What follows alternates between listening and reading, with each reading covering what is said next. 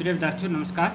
आज अपने कक्षा 9 विषय गणित प्रश्नावली 1.2 के अंतर्गत अपरिमेय संख्याओं के बारे में पढ़ेंगे। तो जैसे कि हमने 1.1 में पढ़ा था, परिमेय संख्या ऐसी संख्याएं जिन्हें हम p/q के रूप में लिख सकते हैं, उन्हें परिमेय संख्याएं कहते हैं, जहां q बराबर 0 नहीं होगा। अपरिमेय संख्याएं ऐसी संख्याएं जिन्हें हम p/q के रूप में नहीं लिख सकते, उन्हें अपरिमेय संख्याएं कहते हैं। वास्तविक संख्याएं समस्त परिमेय और अपरिमेय संख्या मिलकर वास्तविक संख्याएं कहलाती हैं। संख्या रेखा पर प्रत्येक वास्तविक संख्या को एक अद्वितीय बिंदु से निरूपित किया जा सकता है। अद्वितीय बिंदु का मतलब किसी संख्या को केवल एक बिंदु पर ही दिखाया जा सकता है। जैसे कोई संख्या 2 है तो यहाँ उसको 2 पर ही दिखाया जाएगा, 2.1 है तो उसको 2.1 पर ही दिखा सकते हैं। संख्या रेखा का प्रत्येक बिंदु वास्तविक संख्या रेखा को प्रदर्शित करता है। तो इस संख्या रेखा पर अनंत बिंदु होती हैं। प्रत्येक बिंदु किसी न किसी संख्या को प्रदर्शित करता है, चाहे वो परिमेय संख्या है चाहे वो अपरिमेय संख्या है, दोनों मिलकर वास्तविक संख्याएं होती हैं। संख्या रेखा पर वर्गमूल 2 का स्थान निर्धारित करते समय, यानी किसी भी संख्या का अपरिमेय संख्या का संख्या रेखा पर स्थान निर्धारण करने के लिए सबसे पहले हमें उसके वर्गमूल के अंतर्गत उसकी 2 ऐसी संख्याओं के रूप में लिखना होता है जिनके वर्गों का योग उस संख्या के बराबर होता है। जैसे कि वर्गमूल 2 बराबर 1 का वर्ग दोनों को मिलाएंगे, वर्ग करके जोड़ेंगे तो 2 आता है। इसी प्रकार 3 के लिए वर्गमूल 2 का वर्ग, यानी इस वर्गमूल 2 का वर्ग करेंगे तो 2, 1 का वर्ग 1, 2 और 1 3। 4 का वर्ग 2 संख्या रूप में लिखेंगे तो वर्गमूल 3 का वर्ग और 1, तो वर्गमूल 3 का वर्ग करेंगे तो 3 और 1 का वर्ग 1, 3 और 1 4। इसी प्रकार 5 के लिए वर्गमूल 4 का वर्ग करेंगे 2, 1 का वर्ग 1, तो वर्गमूल 4 का वर्ग करेंगे 4 आएगा और 1 का वर्ग 1, 4 और 1 5 हो जाएगा। तो वर्गमूल 5 को अपने इस प्रकार भी लिखा जा सकता है, 2 का वर्ग और 1 का वर्ग, 2 का वर्ग 4, 4 और 1 5। तो यहाँ वर्गमूल 4 का वर्ग करने पर 4 आएगा, 4 और 1 का वर्ग करने पर 1 5। इसी प्रकार अपने देखते हैं कि वर्गमूल 2 को संख्या रेखा पर किस प्रकार प्रदर्शित करते हैं। तो वर्गमूल 2 को वर्गमूल के अंतर्गत 1 का वर्ग और 1 का वर्ग, अर्थात सबसे पहले हमने संख्या रेखा खींची तो 0 से लेकर 1 तक, यानी 0 से लेकर 1 तक OA 1 सेंटीमीटर रेखा ली। फिर A पर 90 डिग्री का कोण बनाया। प्रयास करें कि प्रकार से बनाने का आपका अभ्यास हो जाए। तो 90 डिग्री का कोण बनाने के बाद जो दूसरी संख्या थी 1, यानी A से लेकर यहाँ से लेकर B तक 1 सेंटीमीटर का चाप लगाया, तो यहाँ आपने B लिखा।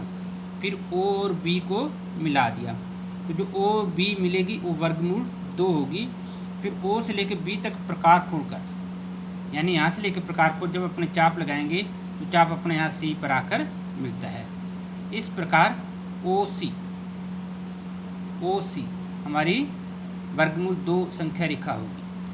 तो समकोण त्रिभुज के नियम के अनुसार भी कर्ण बराबर आधार स्क्वायर प्लस लंब स्क्वायर, तो कर्ण O से लेके OA 1 सेंटीमीटर और लंब AB ये भी 1 सेंटीमीटर लिया है, दोनों का वर्ग करेंगे तो वर्गमूल 2, अर्थात OB वर्गमूल 2 आती है। और OB के बराबर ही हमने चाप OC लगाया है प्रकार की सहायता से, इसलिए संख्या रेखा पर जहाँ C है तो वहाँ वर्गमूल 2 प्रदर्शित किया जा सकता है। इसी प्रकार वर्गमूल 3 को दिखाने के लिए तो सबसे पहले जो प्रक्रिया अपने ऊपर की वर्गमूल दिखाने के लिए वही प्रक्रिया प्रकार की सहायता से यहाँ वर्गमूल 2 रेखा खींची। फिर यहाँ पर अपने 1 सेंटीमीटर 90 डिग्री का कोण बनाते हुए 1 सेंटीमीटर का चाप लगाया और OC को अपने मिलाया। तो ये जो O और C है ये वर्गमूल 3 होगी। इसको अपने इस प्रकार कर सकते हैं कि जो आपने यहाँ से लेके OB वर्गमूल 2 खींची थी या OC वर्गमूल 2 है, उसके समान अपने संख्या रेखा पर यहाँ एक रेखा खींच ली। इसके अंतर्गत O से लेकर B तक, फिर B पर 90 डिग्री का कोण बनाया और 1 सेंटीमीटर अपने चाप लगाया और OC को मिलाया। तो इस प्रकार इसको मिलाएंगे तो ये भी वर्गमूल 3 होगी। चाहे तो अपने इस प्रकार बना सकते हैं, चाहे अपने वर्गमूल 2 रेखा नीचे आधार के रूप में लेकर और 1 सेंटीमीटर लंब लेकर इस प्रकार भी बनाया जा सकता है। इसी प्रकार प्रश्नावली 1.2, नीचे दिए गए कथन सत्य हैं या असत्य, कारण के साथ अपने उत्तर दीजिए। प्रत्येक अपरिमेय संख्या एक वास्तविक संख्या होती है, सत्य है। क्योंकि समस्त परिमेय व अपरिमेय संख्या मिलकर ही वास्तविक संख्या बनती है। दूसरा, संख्या रेखा पर प्रत्येक बिंदु वर्गमूल m के रूप का होता है, जहाँ m एक प्राकृत संख्या है। असत्य है, क्योंकि वास्तविक संख्या -4, -3, -2 अर्थात ऋणात्मक भी होती हैं, जो किसी प्राकृत संख्या के वर्ग के रूप में नहीं होती है। प्रत्येक वास्तविक संख्या एक अपरिमेय संख्या है। असत्य है, क्योंकि वास्तविक संख्या में परिमेय संख्या भी होती हैं और अपरिमेय संख्या भी होती हैं।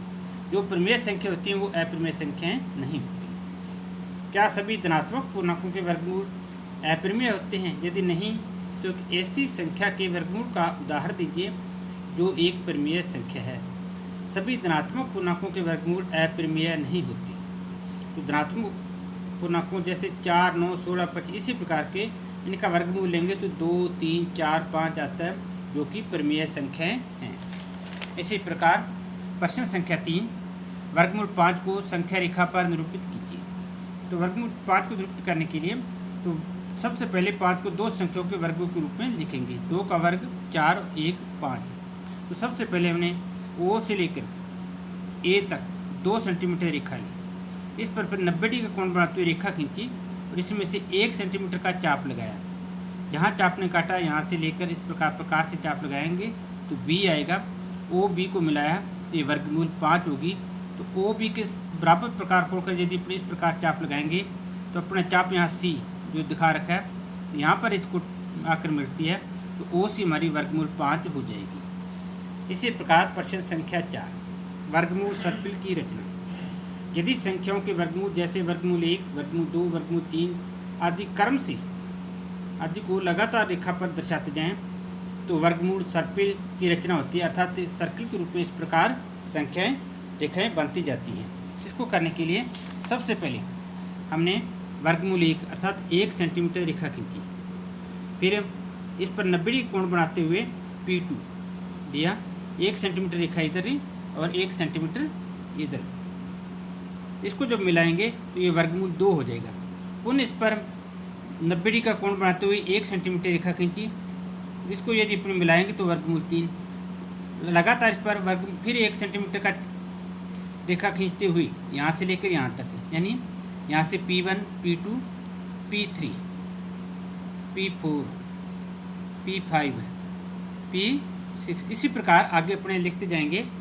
तो प्रत्येक बार 1 सेंटीमीटर का खींचते हुए उसको यदि मिलाएंगे तो आगे वाली संख्या के वर्गमूल के रूप में संख्या आ जाएगी। जैसे वर्गमूल 3 के अंदर अपने 90 डिग्री का कोण बनाते हुए 1 सेंटीमीटर रेखा खींची और उसको यदि मिलाएंगे तो ये 4 सेंटीमीटर यानी वर्गमूल 4 अर्थात ये पूरी 2 सेंटीमीटर रेखा होगी। इसी प्रकार इस पर एक रेखा 90 डिग्री कोण बनाते हुए रेखा खींचेंगे और उसमें से 1 सेंटीमीटर चाप लगा के उसको मिलाएंगे तो ये वर्गमूल 5, वर्गमूल 6, वर्गमूल 7, वर्गमूल 8, वर्गमूल 9। तो जो वर्गमूल 9 होगा पूरी 3 सेंटीमीटर रेखा होगी। इसी प्रकार एक चक्कर आगे के आगे इस प्रकार बढ़ता जाएगा, इस सर्पिल के रूप में होगा। तो प्रिय विद्यार्थियों, आज इतना ही। धन्यवाद। प्रत्येक सप्ताह में 2 बार कक्षा 9 का और 2 बार कक्षा 10 का अपने वीडियो बनाकर प्रश्नों को हल करते हुए प्रश्न भेजेंगे। आशा आपको अच्छे लगेंगे। तो धन्यवाद।